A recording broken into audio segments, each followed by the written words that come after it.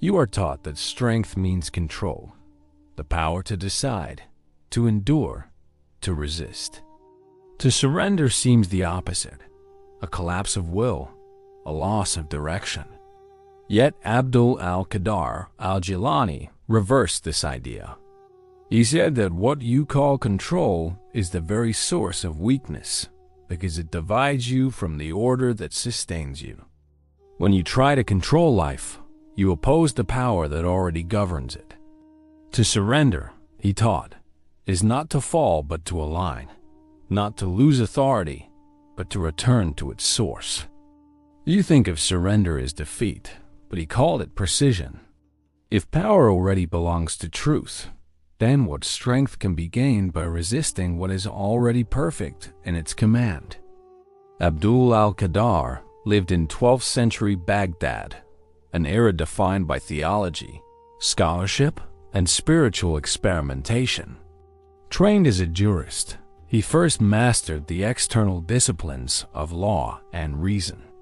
Later, he turned toward direct realization, seeking to unite intellect with divine awareness. He called this inner science Taqt al-Irada, the unification of will. It was not about abandoning responsibility, but aligning human will with divine order. For him, action without surrender was fragmentation. Surrender without action was incompletion. His method was simple yet radical: to act without ownership, to will without opposition. From that union, he said, strength appears naturally.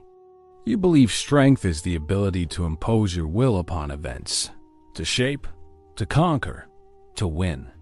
But the victories fade, and the effort leaves you weary. Abdul Al Qadar said this fatigue exposes a hidden contradiction.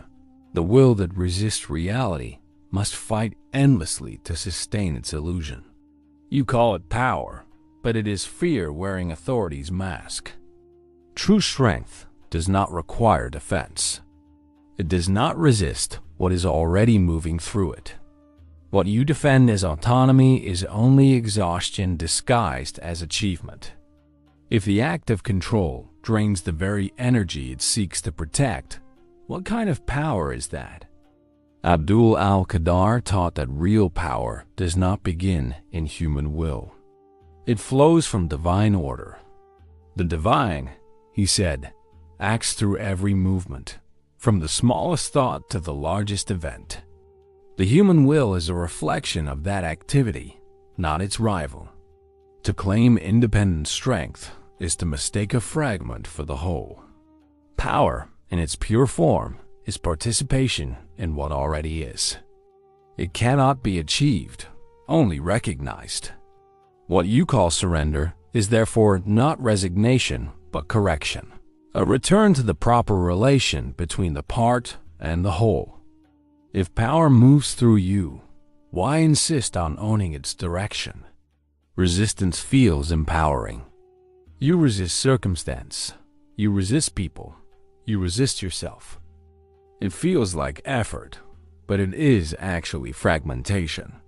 The self divides into the one who fights and the one being fought. Abdul Al Qadar described this as the real loss of strength. When you resist what is, you resist the truth that sustains you. Every moment of conflict steals attention from understanding and channels it into defense.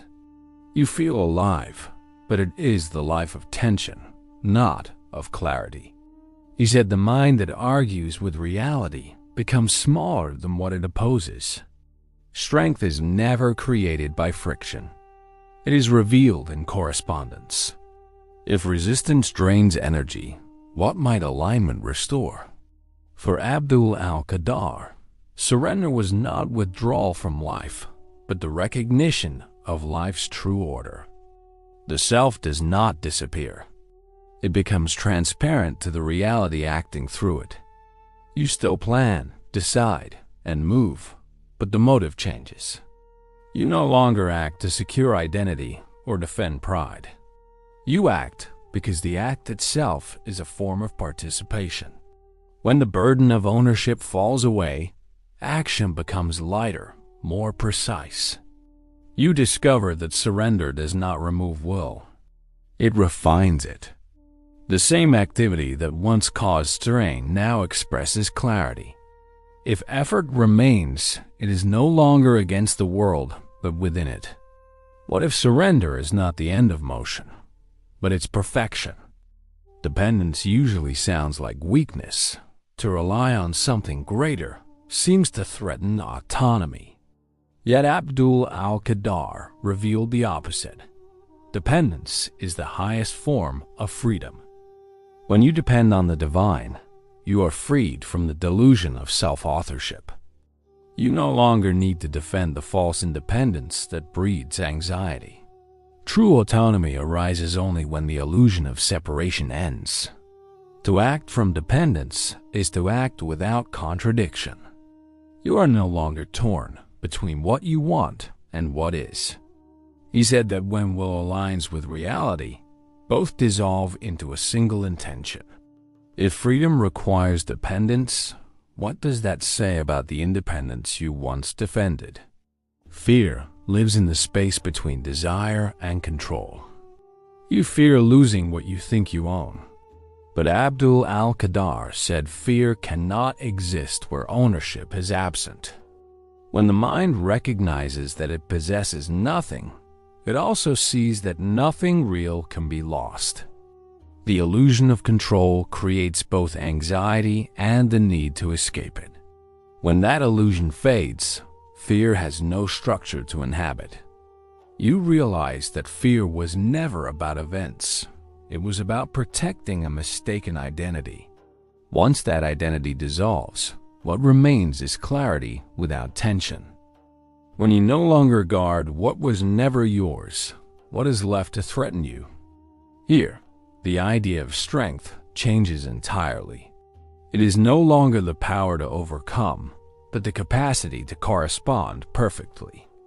Abdul Al Qadar said that when one unites with the divine, effort becomes effortless. You act without strain because the source of action is no longer divided. What you once called discipline becomes natural order. What you called endurance becomes peace.